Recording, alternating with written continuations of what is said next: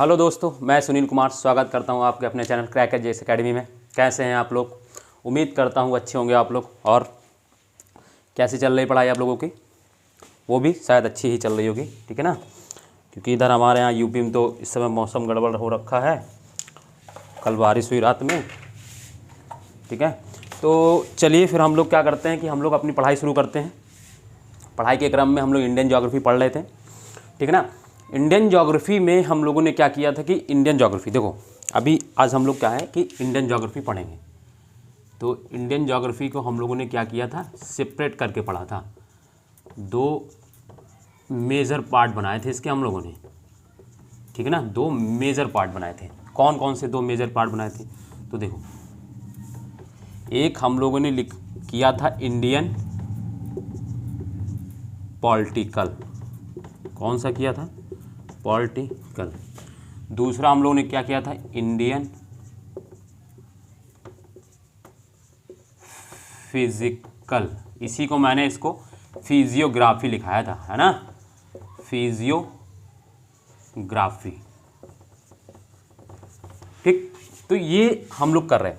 हम लोगों ने इसमें देखो क्या क्या हमने बताया था। मैंने इसमें स्टेट बताए थे, union territory and other fact, तो ये हम लोग पहले ही कर चुके हैं।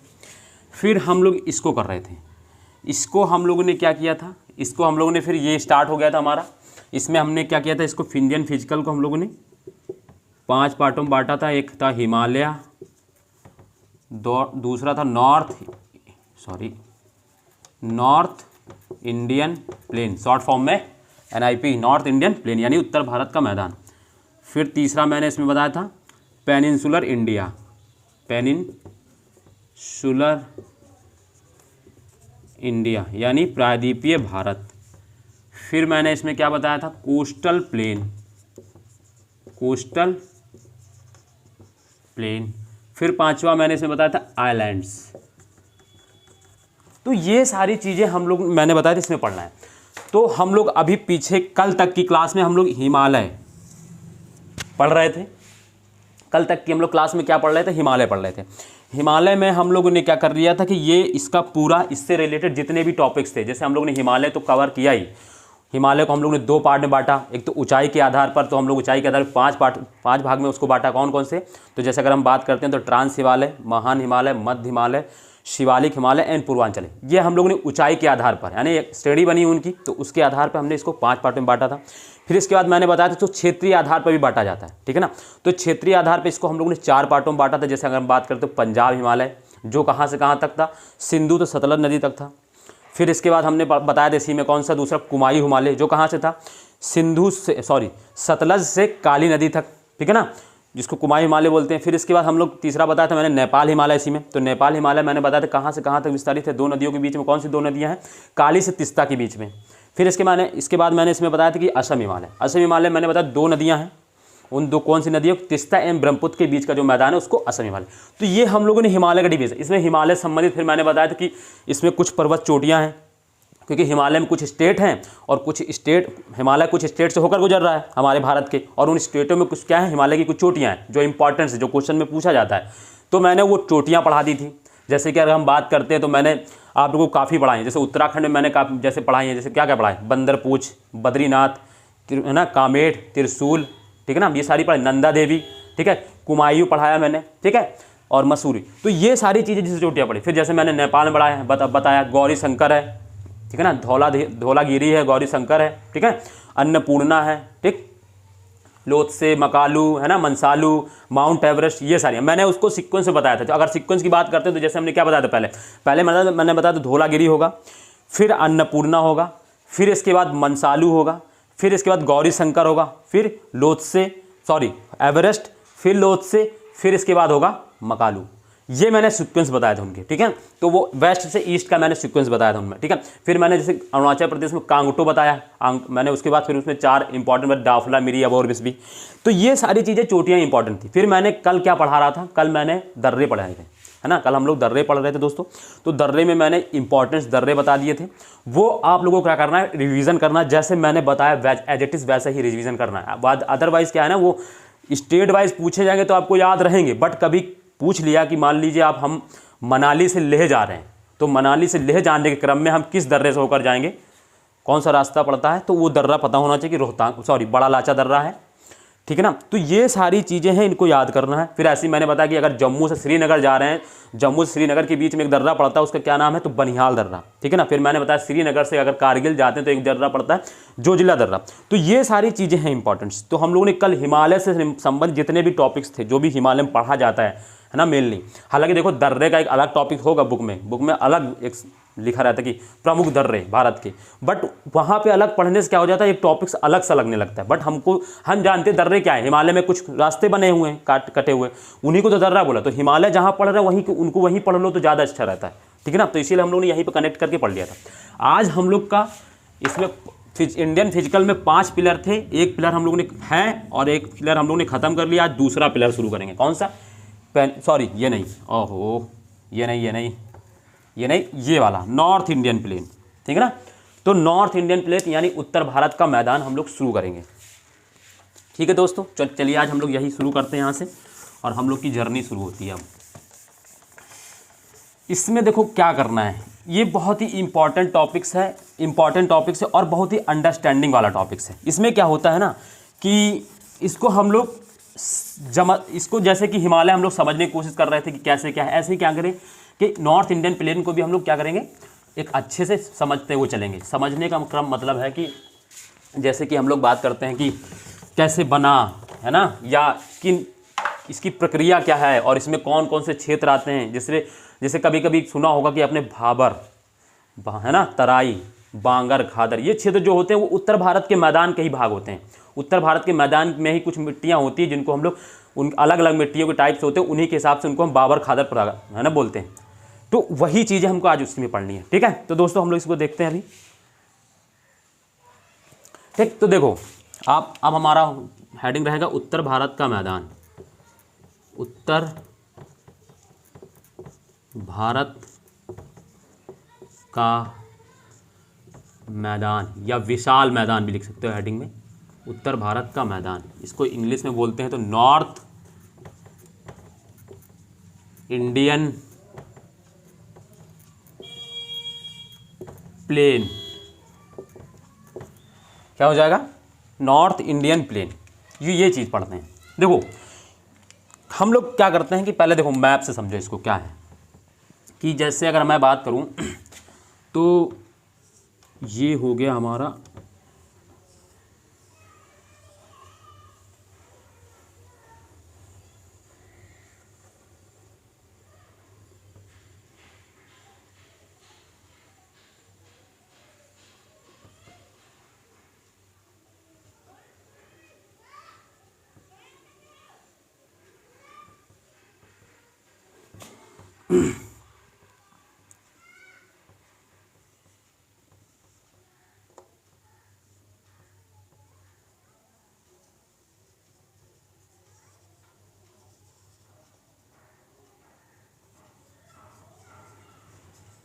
ठीक है दोस्तों, ये हमारा भारत। इसमें देखो क्या है, हम लोग ने मैंने जब भौगोलिक संरचना बता रहा था तो मैंने बताया था कि कौन सा प्लेस कहाँ पर है, ये मैंने बताया था। जैसे अगर हम इसकी बात करते हैं तो जैसे ये एंड ये कौन है, ये ट्रांस हिमालय है। फिर इसके बाद ये यहाँ से ग्रेटर हिमालय हो गया, ये मध्य हिमालय हो गया, ये शिवालिक हिमालय हो गया, और फिर यहीं से टर्न हो जाता है ये कौन सा है, पूर्वांचल हिमालय, ठीक है ना, पूर्वांचल हिमालय। तो ये चीज़ें। अब देखो जो उत्तर का भारत का मैदान है, इसका निर्माण कैसे हुआ ये समझते हैं पहले, कि ये आखिर बन कैसे गया। तो देखो क्या है कि जब हम पढ़ रहे थे हिमालय, तो हमने बताया कि हिमालय की उत्पत्ति, मतलब हिमालय से जो नदियाँ होती हैं ना, जो नदियाँ होती हैं उनका ओरिजिन कहाँ से होता है, हिमालय। क्यों होता है, क्योंकि हिमालय में क्या होते हैं, ग्लेशियर्स होते हैं। तो जब वो ग्लेशियर्स मेल्ट होते हैं तो उसमें क्या होता है, उससे पानी आता है, तो उन्हीं से क्या होता है, नदियों का निर्माण हो रहा है। और ऐसा नहीं कि जो ग्लेशियर्स है कोई एक बर्फ़ का टुकड़ा है बर्फ़ का टुकड़े के जैसा ही, बट एक इतना विशाल होते हैं ग्लेशियर्स ना। और हमने ग्लेशियर्स ऊपर पढ़े भी हैं। जब मैं पढ़ा रहा था ट्रांस हिमालय में जब मैंने काराकोरम दर्रा पढ़ाया था, तो आप लोगों को कितने 4 तो एटलीस्ट मैंने पढ़ाए थे। और भी वैसे ही काफ़ी ग्लेशियर्स होते हैं। मैंने जैसे आपको पढ़ाया था सियाचिन, हिस्पर, बाल्टोरा, बिस्फर, है ना, हिसार, ये मैंने पढ़ाए थे, 4 बताए थे आप लोग, 3 तो शायद मैंने लिखाए भी थे, मुझे याद है अभी तक। तो ठीक है, तो जब ये दर्रे हैं तो इन सॉरी दर्रे नहीं, ग्लेशियर्स को हिंदी में बोलते हैं हिमनद, ठीक है। तो इन हिमनदों से क्या होता है, नदियों का निर्माण होता है, यानी नदियों की उत्पत्ति होती है, निर्माण सॉरी उत्पत्ति होती है। तो इसी तरह काफ़ी ग्लेशियर्स हैं, तो उन ग्लेशियर्सों से क्या होता है, उन हिमनदों से क्या होता है, नदियाँ निकलती हैं, नदियों का ऑरिजिन होता है। तो देखो, तो जैसे कि अगर हम अपने एक नदी का एग्जाम्पल ले लें, गंगा नदी का, ठीक है। तो जैसे क्या है, गंगा नदी क्या है, यहाँ से निकलती है, ऐसे निकलती, और वो क्या करती है, ऐसे करके ये करके ये यहाँ पे खाली हो जाती है। यहाँ पे मतलब यहाँ पे देखो, ये इसका ओरिजिन पॉइंट हो गया, जहाँ पे मैंने बिंदी बनाया है ओरिजिन पॉइंट हो गया। और यहाँ पे क्या होती है, ड्रेन मतलब ये यहाँ पे आके खाली होती है, ये ओरिजिन पॉइंट है, ये क्या है, ड्रेन, ठीक है ना। तो अब देखो नदियाँ ऐसे ही निकल रही, ऐसे हिमालय से काफ़ी नदियाँ निकलती, जैसे अगर बात करते हो तो यहाँ से सिंधु नदी निकलती है ऐसे करके, फिर इधर से ब्रह्मपुत्र नदी निकलती है यहाँ से साइड में, ठीक है। फिर ऐसे ही अगर मैं बात करूँ तो यहाँ से गौरी गंगा निकलती है, यहीं से राम गंगा निकलती है, यहीं से तुम्हारी हमने काली, तिस्ता, सतलज पढ़ाई है कि नहीं पढ़ाई, ये सारी कहाँ से निकल रही हैं, हिमालय से ही तो निकल रही हैं। तो ऐसे करके बहुत सारी नदियाँ निकलती हैं, ठीक है। अब देखो, मान लीजिए ये है हमारी गंगा, और इसका ये ऐसे करके ये ऐसे है, ठीक है। तो जब ये देखिए यहाँ से इसका ओरिजिन हो रहा है, इसके यहाँ पे क्या हो रहा है, इसका ओरिजिन हो रहा है, और ये यहाँ पे क्या हो रहा है, ड्रेन हो रही है। ड्रेन मतलब खाली होना, जाके बे ऑफ बंगाल में गिर जाती। तो देखो ओरिजिन कहाँ पे होता है, इसका हिमनद से निकलती है, यानी हिमालय से ओरिजिन हो रहा है, और इसका सोर्स क्या है, पानी का सोर्स क्या है, तो वो हिमनद है, यानी ग्लेशियर्स जो होते हैं इनके पानी का स्रोत होते हैं, ठीक है ना। और ड्रेन कहाँ पे हो रही है, बे ऑफ बंगाल में, और पानी जाके वहाँ पर गिरा दे रही है। तो इस क्रम में क्या होता है, जब नदियाँ पहाड़ से चलती हैं, यानी पर्वत से जब चलती हैं और जब खाली होने उससे पहले ये होती है कुछ कार्य करती हैं। देखो नदियाँ क्या होती हैं, नदियाँ 2 कार्य करती हैं। एक काम करती है कि नदियाँ काटती है कुछ नदियाँ, एक तो इरोजनल, इसके देखो नदियाँ जो होती हैं वो 2 तरीके से कार्य करती है। नदियाँ 2 कार्य करती है, या तो नदियाँ क्या करेंगी, कटाव करेंगी किसी क्षेत्र में, यहाँ पे देखो अब जब कटाव किया है तो उस जो कुछ काटा है वो कहीं जाके जमा तो करेंगी, तो डिपॉजिट भी करती हैं। तो नदियाँ 2 तरीके से कार्य करती हैं, एक तो काटने का कार्य करती है, जैसे हिमालय है। अब हिमालय से जब ये चलती है तो क्या होता है, हिमालय में इसकी क्या होती है, स्पीड एकदम तीव्र होती है। देखो हिमालय पे क्या होती है, जब जैसे कि अगर ये वाला मैंने जो स्लोप बनाया, देखो यहाँ से यहाँ तक का जो मैंने स्लोप बनाया, आप लोग देखें अगर इसको ध्यान से, तो इसमें स्लोप देखो एकदम तीव्र इसका स्लोप है। तो जब ऊंचाई से चलेगी और तीव्र स्लोप रहेगा तो उसकी स्पीड क्या रहेगी, ज़्यादा रहेगी। और जब ज़्यादा स्पीड रहेगी तो क्या होगा, पानी को देखा होगा, पानी अगर कहीं पे अगर आप बह रहा है ज़्यादा स्पीड से तो उसके रास्ते में जो भी आता है उसको काटते छाटते चलती है कि नहीं चलती। तो यहाँ पे क्या करती है, वो डिपॉजिट क्या होती, सॉरी इरोजनल, यानी कटाव का कार्य करती है, क्योंकि वहाँ पे इसकी स्पीड ज़्यादा होती है, यंग अवस्था में होती है। उससे क्या होता है कि ये कुछ हिमालय में जो कुछ पत्थर वत्थर होते हैं, जो अवसाद होते हैं, उनको काटती है। तो वहाँ से क्या होती है, हिमालय में कटाव का कार्य करती है। तो वो नदियाँ जो होती हैं है ना, मेनली क्या करती हैं, 2 कार्य करती हैं, या तो काटने का कार्य करती हैं, कटाव, या तो क्या सॉरी काटने का, और एक तो जमाव करने का। तो काट के जो जमा करती हैं उन्हीं से क्या हो रहा है, उत्तर भारत का मैदान। अब वो कैसे हो रहा है, तो देखो क्या है कि जब ये देखो यहाँ पे क्या है, अब ये नदियाँ यहाँ से जब चली, ठीक है ना, जैसे ऐसे यहाँ पे और भी नदियाँ मैं बना दे रहा हूँ। देखो ऐसे यहाँ से नदियाँ चलती, गौरी गंगा जैसे मैं मान लेता हूँ, ये राम गंगा है, ठीक है। फिर यहाँ पे घग्गर होती है यहीं से, ठीक है ना। फिर यहीं पे तुम्हारी अगर कोशी, तिस्ता नदी मैंने बताया है, ठीक है, ऐसी काफ़ी, और यहाँ से ब्रह्मपुत्र नदी आती। तो ये देखो ये सारी नदियाँ क्या कर रही हैं, अब हिमालय से आ रही है, तो ये सारी नदियाँ काटने का काम कर रही है ना, मतलब इरोजनल कर रही, कटाव कर रही हैं पानी का, मतलब पर्वत का। तो क्योंकि देखो अब ये ऐसा नहीं कि किसी एक दिन की प्रक्रिया, काफ़ी समय तक किसी जगह से निकलती रहती तो उसमें क्या होता है, कटाव हो जाता है। और जब कटाव होता है तो क्या होता है, अब ऐसा भी नहीं कि बड़े बड़े पत्थर ही सिर्फ काटेगी या छोटे छोटे पत्थर ही काटेगी। तो नदियों का अब जैसी क्या होगी, चट्टान की जैसी संरचना होगी। मान लो कोई ऐसी चट्टान है जो नई हो अभी बनी हुई, तो जो नई चट्टान होती है वो क्या होती है, थोड़ी नाजुक होती है, क्योंकि अभी उसको ठोस होने में थोड़ा वक्त लगेगा, तो उसका कटाव जल्दी कर। और पुरानी चट्टानें क्या होती हैं, हालांकि पुरानी चट्टानें क्या या तो ज़्यादा पुरानी हो जाएंगी तो ज़्यादा कटाव होगा, या तो एकदम नई होगी तो ज़्यादा कटाव होगा। जो मिडिल क्लास में होंगी, मतलब जिनका ना ज़्यादा पुरानी होगी ना ज़्यादा नई होगी, उनका कटाव देर से होता है, ठीक है। तो वो जब इधर इस क्रम से निकल रही होती हैं, तो यहाँ से देखो, अब जैसे कि मान लो, अब देखो क्या होता है, जब नदियाँ वहाँ से चली हिमालय से, ठीक है ना, तो यहाँ पे देखो इनकी स्पीड ज़्यादा है, तो यहाँ पे तो वो डिपॉजिट का काम करेगी नहीं, यानी जमाव तो करेगी नहीं, क्योंकि यहाँ पे स्पीड इतनी ज़्यादा है कि कोई चीज़ वहाँ रुकेगा ही नहीं, ठीक है ना। बट क्या होगा, अब देखो ये जो ढाल है, ये जो चीज़ है, अब देखो यहाँ पे क्या होगा, इसकी ये जो, इसको थोड़ा और वैसे बना लो, ऐसे है, फिर इसके बाद देखो ये, अब इसकी ढाल देखो कम हो गई, तो यहाँ पे क्या होगा, अब जब ये ढाल यहाँ पे कम हो गई तो देखो, तो यहाँ पे अब इसकी ढाल कम हुई अभी, मगर इसकी स्पीड इतनी ज़्यादा कम, स्पीड भी कम हो जाएगी जब ढाल कम होगी। जब ढाल कम हुई और इस मतलब यहाँ पे देखो, इस हिमालय की ऊंचाई कम है, ज़्यादा है, तो जब वहाँ से ऊंचाई ज़्यादा है तो उसकी ढाल ज़्यादा है, नदी के चलने के जो क्रम है ढाल, तो उससे क्या होगी, इसकी स्पीड ज़्यादा होगी, और जब स्पीड ज़्यादा होगी तो कटाव वाला सिर्फ काम करेगी, डिपॉजिट का काम तो हो नहीं पाएगा, क्योंकि इतना ज़्यादा तीव्र है कि वहाँ डिपॉजिट कुछ हो ही नहीं पाएगा। तो वहाँ पे क्या हो रहा है, यहाँ पे डिपॉजिट, यहाँ पे क्या कर रहा है, इरोजनल का काम, यानी कटाव का।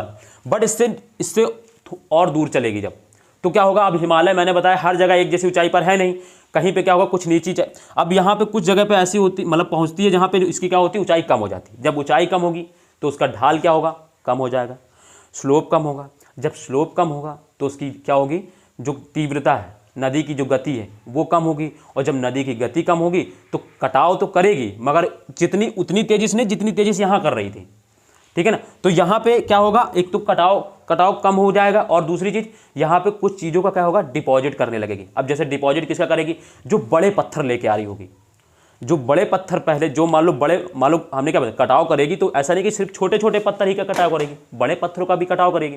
तो जो कुछ छोटे कुछ बड़े कुछ ज़्यादा बड़े है ना, तो क्या होगी, यहाँ पे बड़े बड़े पत्थर, यानी बड़े बड़े जो कंकड़ पत्थर होते हैं उनका, जिनको इस गति से यहाँ पे आने के बाद जिस गति से नहीं ले जा पाएगी, उनको क्या करेगी, यहीं पर डिपॉजिट कर देगी, करेगी कुछ डिपॉजिट। इसके बाद जो उसके साथ जो छोटे महीन पत्थर है, मगर अभी भी इतनी तीव्र गति है कि छोटे पत्थरों को बहा के ले जा सकती है, तो बड़े पत्थरों का यहाँ पे जमाव कर देगी। फिर क्या होगी, अब देखो यहाँ पे जब आएगी ये, अब यहाँ पे तो बिल्कुल ही स्पीड कम हो जाएगी, ये एकदम समतल हो जाएगा, ऐसे है ना, ऐसे एकदम समतल हो जाएगा। अब क्या होगा, यहाँ पे एक स्पीड एकदम स्पीड, इसकी ढाल क्या है, ऊंचाई क्या है, ढाल क्या है, एकदम कम हो जाएगी, तो स्पीड क्या होगी, लगभग जीरो। अभी देखो, जब नदी कभी पे देखो, जैसे गंगा नदी है, अगर वो मैदान में अगर आप लोगों ने देखा होगा तो वो लगती बहुत शांत है, चल ही नहीं रही है, तो उस अवस्था में ये वहाँ पे होती है, ठीक है, मैदान। तो जब ये यहाँ पे आएगी तो इसकी गति क्या होगी, जीरो हो जाएगी, क्योंकि ढाल जीरो है, लगभग हो गया, ऊंचाई नहीं है तो ढाल जीरो हो गया, तो इसकी गति जीरो हो गई।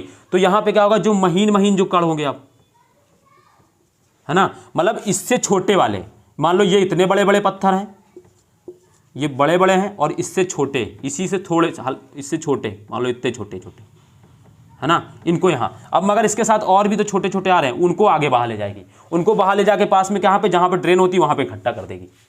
तो समझ में आ रहा है।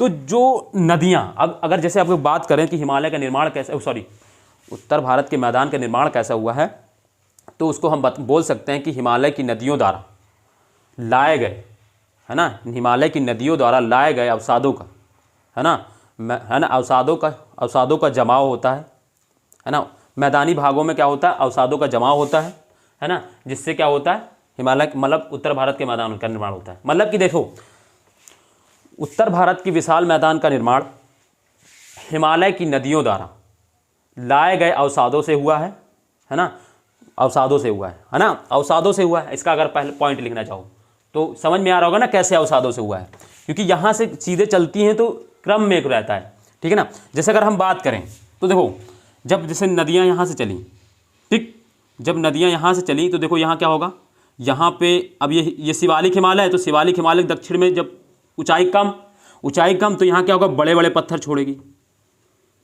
अब ऐसा तो है नहीं कि गंगा ही सिर्फ लेके आ रही, तो यहाँ ये भी नदियाँ हैं, ये भी ऐसे करके क्या होगी, यहाँ तक के क्षेत्र को बड़े बड़े पत्थर छोड़ेगी यहाँ तक। इसके बाद क्या होगा, इससे महीन वाले पत्थर होंगे, टुकड़े आ जाएंगे इससे महीन वाले,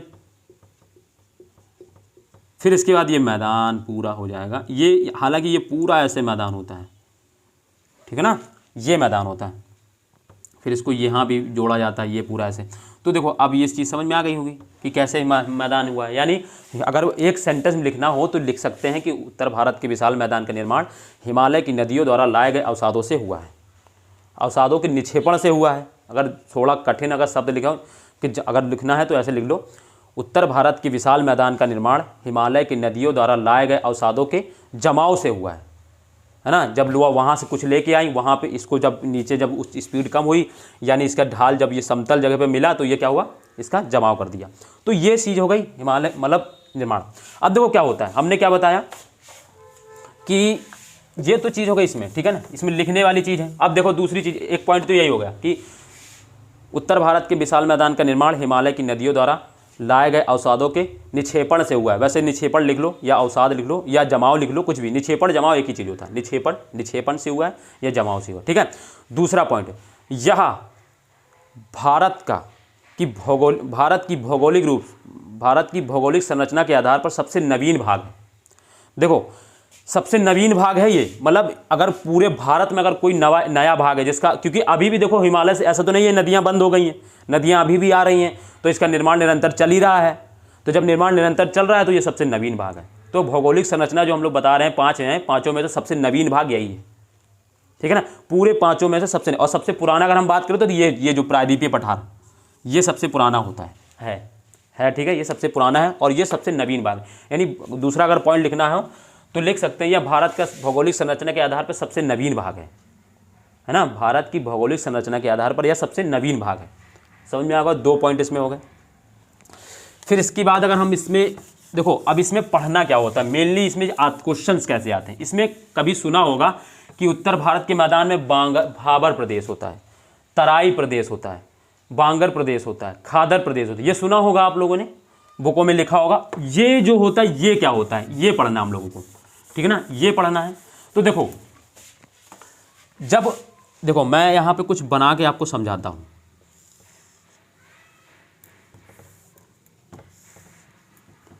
ठीक है ना, मैं आपको कुछ बना के समझाता हूँ ताकि आपको अच्छे से समझ में आए।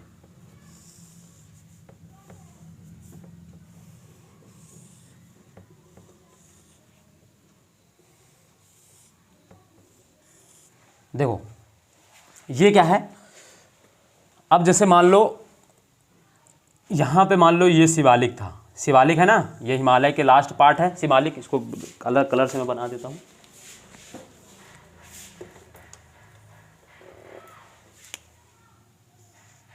ये क्या था, ये शिवालिक है, ठीक है ना, ये शिवालिक है। शिवालिक के दक्षिण में अब यहाँ से जैसे नदी चली तो यहाँ तक तो ये सिर्फ डिपॉजिट ही कर रही थी, मतलब इरोजनल का काम कर रही थी। जैसे गंगा नदी है, गंगा नदी हिमालय से जब चलती है तो क्या करती है, शिवालिक तक, शिवालिक के उत्तरी भाग तक, है ना, शिवालिक के लगभग, जैसे ये शिवालिक है, अब शिवालिक का ये उत्तरी होगा, यहाँ दक्षिण। अभी देखो दक्षिण में तो मैंने कुछ जमा किया है, तो हिमालय जो क्या है शिवालिक तक ये क्या करती है, सिर्फ इरोजनल यानी कटाव आकार करती है नदी। इसके बाद क्या होता है, जब ये इसके दक्षिण में आती है, मान लो ये नदी यहाँ पर आई, दक्षिण में आई, हिमालय के शिवालिक हिमालय के दक्षिण में जब आती है तो क्या करती है, वो बड़े बड़े पत्थर, मैंने क्या बताया था, जो बड़े बड़े पत्थर होती हैं वो क्या करती है, उनका जमाव करती है। तो ये हो गए बड़े पत्थर,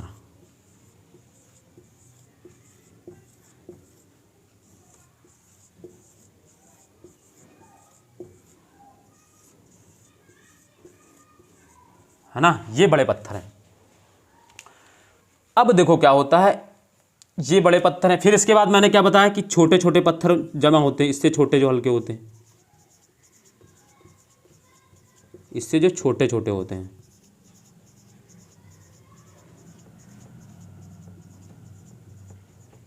ठीक है ना, इससे हल्के छोटे छोटे जो होते हैं, ऐसे बना लो, जो छोटे छोटे होते हैं, इससे छोटे छोटे,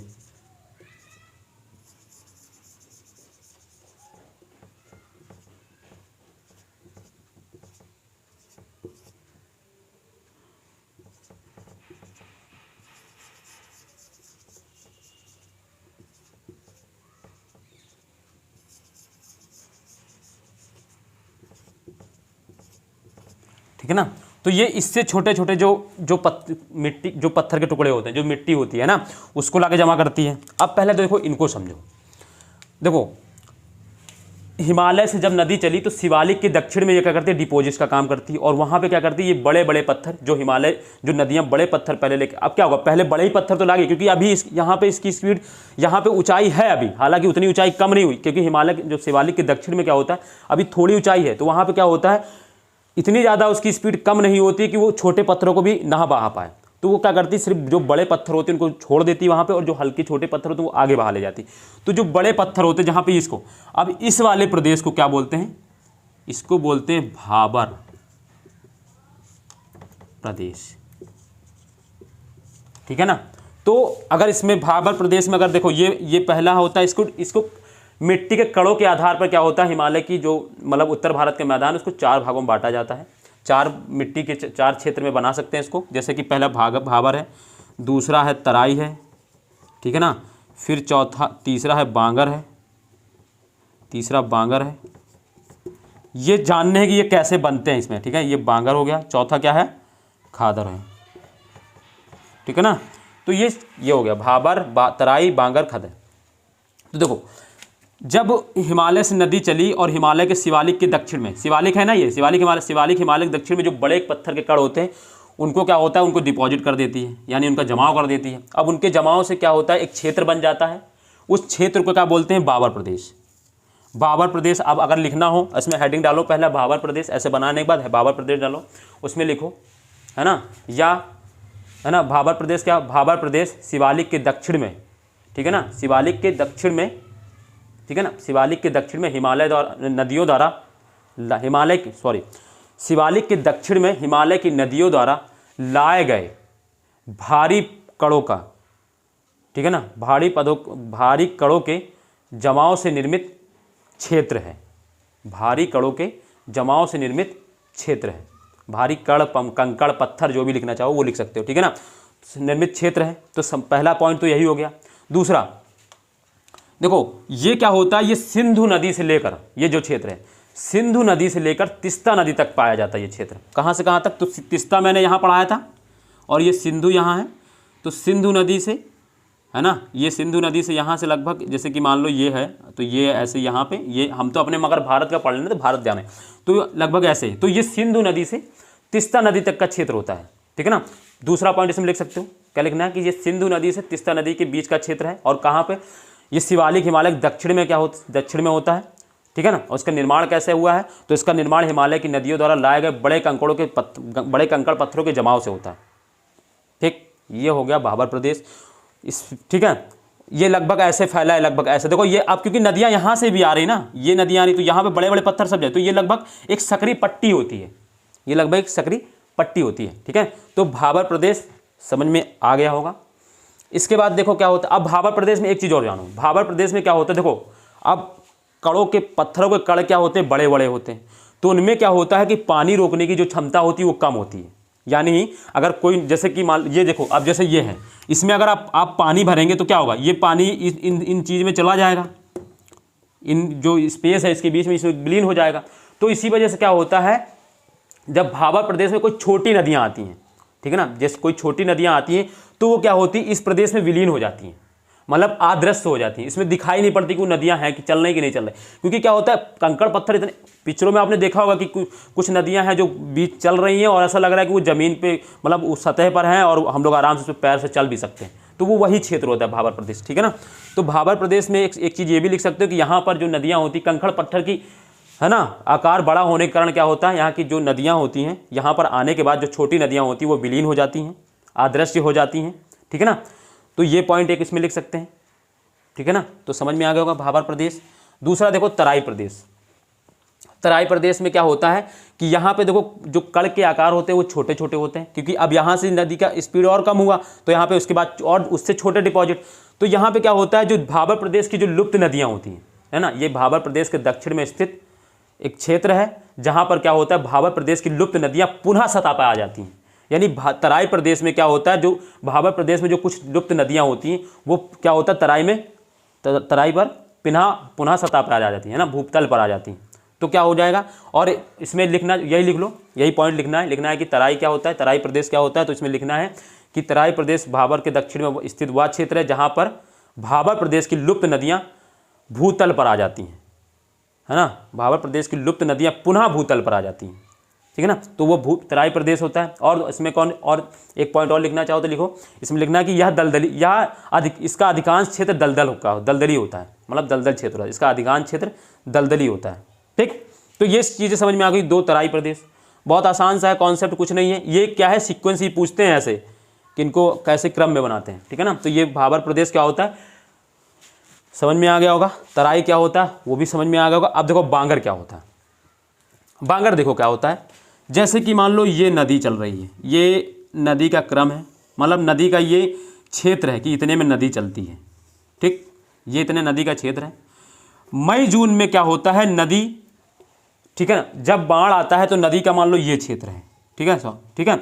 और मई जून में क्या होता है नदी, क्योंकि मई जून में क्या होता है गर्मी खूब होती है और बारिश भी नहीं हो रही होती, तो नदी क्या होती है वो इस जगह पे इतने में सिकुड़ जाती है, क्योंकि हिमालय से सिर्फ पानी मिल रहा है। और बरसात में देखा होगा पानी में बाढ़ आ जाता है कि नहीं। तो मई जून में क्या होता है नदी मान लो ऐसे चल रही थी तो ऐसे चलती है। फिर क्या होता है जब सितंबर अक्टूबर बारिश का मौसम जब आता है तो नदियाँ क्या होती है इनमें फ्लड आ जाता है, बहुत ज़्यादा पानी भर हो जाता है तो फ्लड आ जाता है। तो इसका क्या होता है, इसका जो पानी का वो जो बाढ़ का जो क्षेत्र है वो बढ़ जाता है, एरिया निकल बहने का ये हो जाता है, ठीक। तो जब इसी क्रम में क्या होता है, जब ऐसे क्या आती है, ठीक है, तो क्या अब जब ये जाएंगी तो क्या होगी, इनके साथ कुछ मिट्टी जाएगा, कुछ अवसाद जाता है, जलोढ़ जाता कि नहीं जाता जलोढ़, तो कुछ चीज़ें जो जाके अब वो यहाँ ले जाके इसको इकट्ठा कर देंगी। फिर क्या होगा, जैसे ही क्या होगी बरसात खत्म तो पानी की फिर क्या होगा, ये चीज़ पानी की धारा फिर कम हो जाएगी, फिर ये अपने में इतने में सिकुड़ जाएगी, सिकुड़ जाता ना। मगर क्या है कि जो अवसाद यहाँ पे छोड़ के गई है, ये अब जब पानी बाढ़ लाया था तो उसके साथ अवसाद कुछ आया था, ये अवसाद आया, ठीक, दोनों तरफ ये अवसाद रहेगा ऐसे अपने जमाव मिट्टी वाला। अब ये जो है, ठीक है, अब यहाँ पे क्या है, ये जो चीज़ लाई है, ये क्या होता है, ये नए जलोढ़ होते हैं। हर साल ये बाढ़ आते हैं, हर साल जलोढ़ बन जाते हैं, हर साल नदी के बाढ़ आएगा, हर साल ये नई मिट्टी लेके आएगी।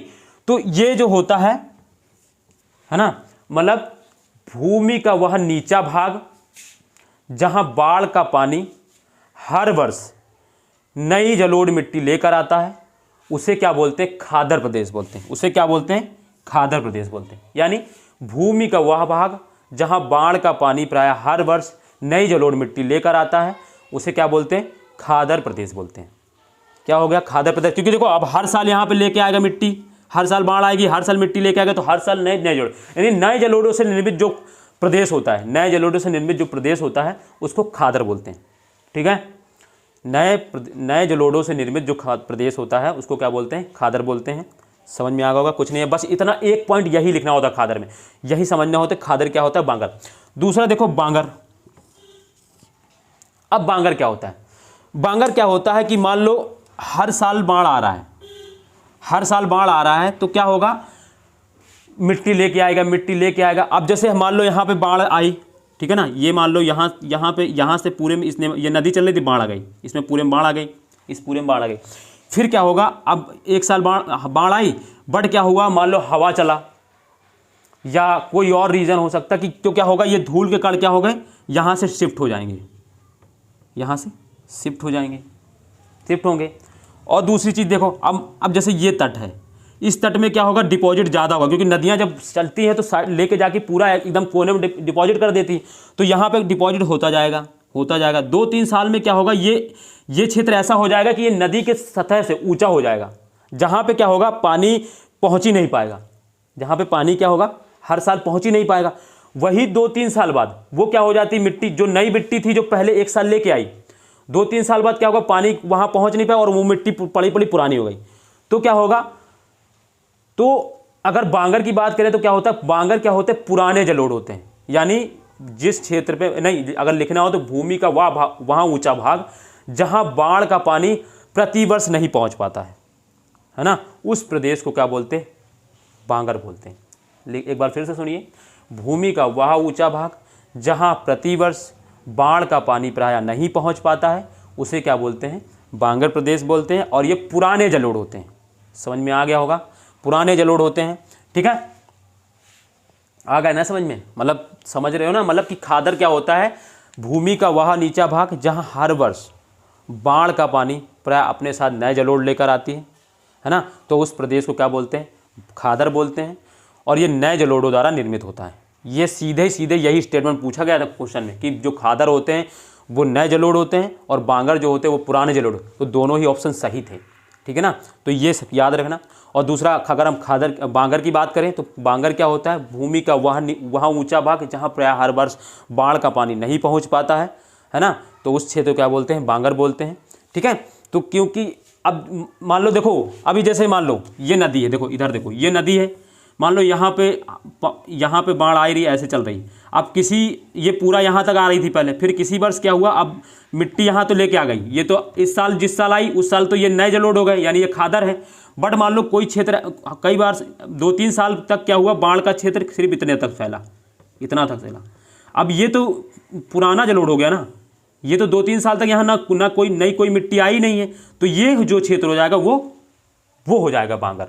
और जहाँ पे हर साल मिट्टी पानी जो बाढ़ का जो पानी है मिट्टी लेकर आ गई हर साल, वो होता है, क्या होता है, वो खादर होता है। ठीक है। तो ये चारों चीज़ समझ में आ गई होंगी, भाबर भी समझ में आ गया होगा, उत्तर भारत का निर्माण कैसे हुआ वो समझ में आ गया होगा। तो अगर मैं उनको फिर से एक बार रिवीजन कर दूं अपने लिए में, तो देखो उत्तर भारत के विशाल मैदान का निर्माण कैसे हुआ। तो देखो क्या होता है, हिमालय क्या होता है कि हिमालय में हमने बताया था कि हिमालय से नदियाँ निकलती हैं। हिमालय की जो ओरिजिन, मतलब नदियों का ओरिजिन जो होता है वो हिमालय से होता है। क्यों? क्योंकि हिमालय में ग्लेशियर्स होते हैं, तो ग्लेशियर के पिघलने से क्या होता है, नदियों का निर्माण हो रहा है, मतलब उत्पत्ति हो रही है। तो जब उत्पत्ति होती है तो क्या होता है कि जब हिमालय पे नदियाँ होती तो क्या होती, वो उनका ढाल तीव्र होता है ना, उनकी स्पीड ज़्यादा होती, तो वो क्या करती, अपने साथ उन कटाव करती हैं, चलती हैं और साथ में कटाव करती हैं। और जब ये कटाव करती हैं तो मैंने बताया नदियों को 2 ही काम है, या तो नदियाँ काटेंगी, नदियाँ एक काटती हैं और दूसरा जमाव काम करती हैं। तो काटने से क्या होता है कि जब हिमालय से जब चल रही तो वो क्या करेगी, वहाँ पे रास्ते में कटाव करती चलेंगी। जब कटाव करेंगी तो क्या होगा, उसके साथ कुछ अवसाद, कंकड़ पत्थर। अब कटाव ऐसा नहीं कि हम बड़े ही पत्थर सिर्फ काटेंगे, छोटे पत्थर नहीं काटेंगे, या छोटे ही काटेंगे तो बड़े नहीं करेंगे, तो ऐसा नहीं। बड़े पत्थर, छोटे पत्थर, हर तरीके के पत्थर का कटाव होता है। जैसी मिट्टी होगी उस हिसाब से कटाव हो जाता है। तो जब वहाँ से कटाव होगा तो क्या होगा, जब वहाँ से चलेगी तो हिमालय में तो इसकी ऊंचाई ऐसी रहती है कि वहाँ पे स्पीड इतनी ज़्यादा होती कि ये बड़ा पत्थर हो चाहे छोटा पत्थर हो, सबको साथ में बहा के ले जाती है। बट जैसे ही ये शिवालिक के दक्षिण में पहुँचती है तो स्पीड, क्योंकि हिमालय की अब ऊंचाई कम हो चुकी है, हिमालय खत्म हो चुका है लगभग शिवालिक के दक्षिण में, तो वहाँ क्या होता है, बट वहाँ पे अभी इतनी ऊंचाई होती है, अभी इतना मतलब क्या है कि इतनी ऊंचाई होती है कि हिमालय मतलब स्पीड उसकी बनी रहे। तो उसमें क्या होता है कि वो क्या करती है, पहले बड़े पत्थर, क्योंकि अब बड़े पत्थर में क्या होता है, जब तक ज़्यादा स्पीड होगी तो धकेल ही नहीं पाओगे, तो बड़े पत्थरों का जब जमाव करती है, तो जहाँ पे बड़े पत्थरों का जमाव करती है तो वहाँ पे उस पूरे क्षेत्र को क्या बोलते थे, भाबर, है ना। और उस क्षेत्र में क्या होता है, अब भाबर क्षेत्र की विशेषताएं क्या होती हैं, एक तो यहाँ पे क्या होता है कि ये बड़े बड़े जो नदियों द्वारा लाए गए बड़े बड़े पत्थरों का अवसाद से जमा हो जाता है, उससे भाबर प्रदेश बन जाता है। दूसरा, यहाँ पे क्या होती, छोटी छोटी नदियाँ क्या होती, विलीन हो जाती। क्यों?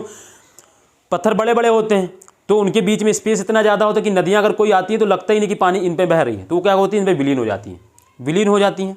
ठीक है। और इसमें क्या होता है, ठीक है, और ये भूमि के लिए मतलब उपजाऊ नहीं है ये, मतलब कृषि के लिए ज़्यादा उपयोगी नहीं है ये मिट्टी। ठीक है। इसके बाद क्या होता है, फिर नदी जब आगे चलती है तो क्या होता है, इसकी स्पीड मतलब उसका ढलान, मतलब जो ढाल है और कम हो गया, तो उससे क्या होगा, और जो छोटे पत्थर है फिर उसको जमा कर देगी। और वहाँ क्या होगा, जब छोटे छोटे पत्थर जमा करती है तो उसके बाद वाले प्रदेश को, उसको तराई बोलते हैं। तो भाबर प्रदेश की जो लुप्त नदियाँ होती हैं, तराई में क्या होती है, पुनः सतह पर आ जाती हैं। तराई में क्या होती है, पुनः सतह पर आ जाती हैं। ठीक है ना। तो उस क्षेत्र को तराई बोल देते हैं, और ये दलदली क्षेत्र होता है। फिर इसके बाद नदियाँ चल रही हैं। अब नदियों में क्या होता है, हर साल बाढ़ आती है। किसी साल मान लो एक साल बाढ़ आई तो उस साल जो अब नदियों के आसपास का जो क्षेत्र बना उसको नए जलोढ़ बोल दिया, इसको खादर प्रदेश बोल दिया। और मान लो उसी नदी में 2-3 साल बाढ़ ही नहीं आई तो वो जो उस साल जिस साल बाढ़ आया था उसको नए जलोढ़ हमने बोला था, तो उसको खादर बोला। और 2-3 साल उसी नदी में बाढ़ ही नहीं आई मान लो, तो वो जो मिट्टी पड़ी रही, जो अवसाद है, वो पुरानी हो गई, तो पुराने जलोढ़ हो गए। तो पुराने जलोढ़ को क्या बोल देते हैं, बांगर बोल देते हैं। तो अगर बांगर लिखना हो तो मैंने उसमें हेडिंग लिखाई भी थी कि खादर किसको बोलते हैं, भूमि का वह नीचा भाग जहाँ पे बाढ़ का पानी प्रायः हर वर्ष पहुँच जाता है, प्रतिवर्ष पहुँचता है। तो और उससे क्या होता है, एक बड़ा सा मतलब अवसाद जमा कर देती है, और उसी को क्या बोलते हैं, बांगर, खादर बोलते हैं ना, जो नए जलोढ़ों से निर्मित है। बांगर मैंने बताया कि भूमि का वहाँ ऊँचा भाग जहाँ पे बाढ़ का पानी प्रायः हर वर्ष नहीं पहुँच पाता है, तो उससे जो निर्मित क्षेत्र होता है उसको बांगर बोलते हैं, और ये पुराने जलोढ़ों से निर्मित हैं। समझ में आ गया होगा उत्तर भारत के मैदान की कहानी कैसे क्या होता है। लिखना जितना था उतना लिखा दिया, समझाना जितना था समझा दिया। अब देखो इसमें एक सेंटेंस होता है रेह, कभी कभी रेह लिखा होता है, रेह मतलब रेह कल्लर, इसको मैं मिटा देता हूँ, ये बना, और इसमें देखो ये वाला, इसको चारों को बनाना है ना, तो इसको देखो अब इसमें क्या करना है, इसको ऐसे बना लो, इसमें अलग साइन करके ऐसे कर लो, ऐसे, ये समझ में, ये बांगर अलग है और ये खादर बना लो, क्योंकि ये पुराने जलोढ़ हैं और ये न्यू जलोढ़ है, तो इसको ऐसे बना लो। नदी के किनारे क्या होता है, महीन महीन होते हैं ज़्यादा ही, तो ये हो गया। तो ये चारों चीज़ें ऐसे बना लो, ऐसे लिख लो, ठीक है ना। तो ये सारी चीज़ें लिख ली होंगी, लिखना है बस थोड़ा थोड़ा इसमें लिखना, समझना ज़्यादा था इसमें, ठीक है ना। इसमें क्वेश्चन कहाँ से आता है, भाबर, तराई, बांगर, पुटखादर, इन चारों से पूछा जाता है। और हिमालय के मतलब उत्तर भारत के मैदान का निर्माण कैसे हो, वो समझ में आ गया होगा कि नदियों द्वारा जो अवसाद लेके आती है, वो जमाव के, उनके जमाव से ही उत्तर भारत का विशाल मैदान का निर्माण हुआ है, ठीक है। तो ये सारी चीज़ें हो गई होंगी। भाबर समझ में आ गया, भाबर क्या होता है समझ में आ गया होगा, है ना। हिमालय से जब नदियाँ चलती है तो वो बड़े पत्थर को पहले जमा कर देती है, उन्हीं बड़े पत्थरों में क्या होता है, उन्हीं को भाबर प्रदेश बोलते हैं ना। यहाँ पे क्या होता है, जो नदियाँ होती हैं, जो छोटी छोटी नदियाँ होती हैं, वो प्रायः यहाँ पे लुप्त हो जाती हैं। इसी के बाद का प्रदेश तराई प्रदेश होता है। यहाँ ये कैसा प्रदेश होता है, यहाँ पे जो नदियाँ छोटे छोटे पत्थरों कड़ों का जो होता है जमाव करती हैं, और इस पर क्या होता है, भाबर प्रदेश की जो लुप्त नदियाँ होती पुनः सतह पर आ जाती हैं, है ना। जो आदर्श नदियाँ होती, जो भाबर में आदर्श हो जाती हैं, वो यहाँ पे पुनः सतह में आ जाती है। जैसे अगर इसका बात करें तो जैसे सरस्वती नदी है, सरस्वती नदी क्या होती है, यहाँ पे विलीन हो जाती है और फिर यहाँ पे हरियाणा के पास में यहाँ पे फिर से ये सतह पर आ जाती है, ठीक है। तो ये सारी चीज़ें होगा, ये बना लिया होगा, ये बना लिया होगा। अब देखो इसमें कुछ एक सेंटेंस, दो सेंटेंस, एक सेंटेंस बता देता हूँ, इंपॉर्टेंट है। रह किसे कहते हैं, रह कभी कभी पूछ ले, हो सकता है पूछ ले, तो उसको जानना चाहिए आप लोगों को, ठीक है ना। रह किसे कहते हैं ये जानना चाहिए। तो रह देखो क्या होता है, रह, ठीक है ना, रह प्रदेश, रह प्रदेश जिसको बोलते हैं, वो क्या होता है, देखो ये देखो क्या होता है, ये बांगर का ही क्षेत्र होता है।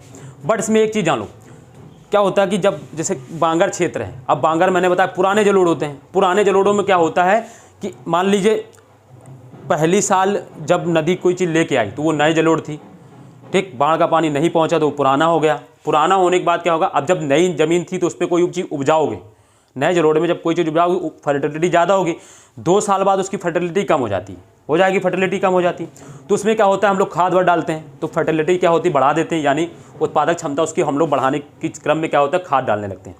जब खाद डालते हैं तो क्या होता है, और हम लोग क्या करते हैं सिंचाई करते हैं उसकी ज़्यादा, क्योंकि पहले नदी किनारे वाला जो क्षेत्र उसको हमको सिंचाई की भी जरूरत नहीं पड़ती है, देखा होगा कभी मैं आप लोगों ने, वो हमेशा तरावट उसमें रहता है।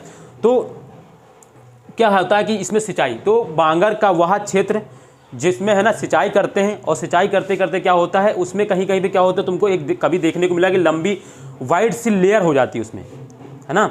मतलब भूमि को उपजाऊ करने के लिए बांगर प्रदेश में क्या होता है हम लोग सिंचाई करते हैं, और सिंचाई से क्या होता है नमकीन नमक की एक परत सी बन जाती है जो वाइट कलर की होती है, उसी को क्या बोलते हैं, रह बोलते हैं। समझ में आ गया होगा।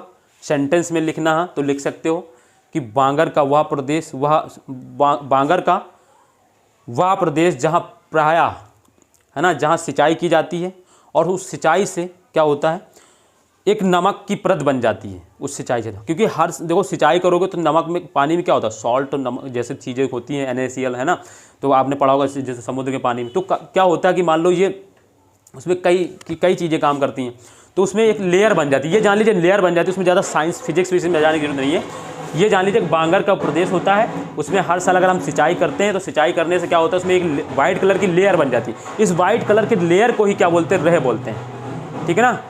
समझ में आ गया होगा, ठीक है।